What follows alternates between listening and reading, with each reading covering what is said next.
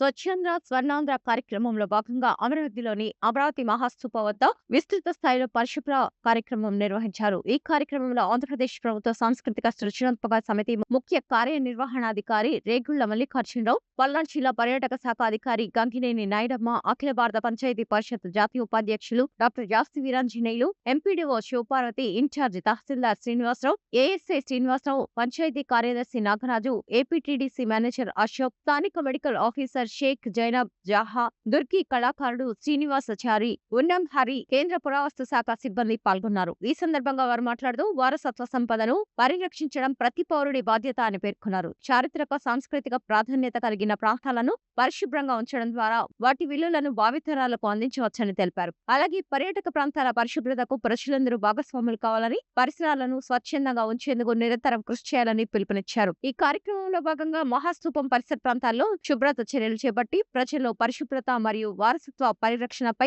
అవగాహన కల్పించారు. స్వచ్ఛాంధ్ర స్వర్ణాంధ్ర లక్ష్యాల సాధనలో ప్రతి ఒక్కరూ భాగస్వాములు కావాలని అధికారులు కోరారు.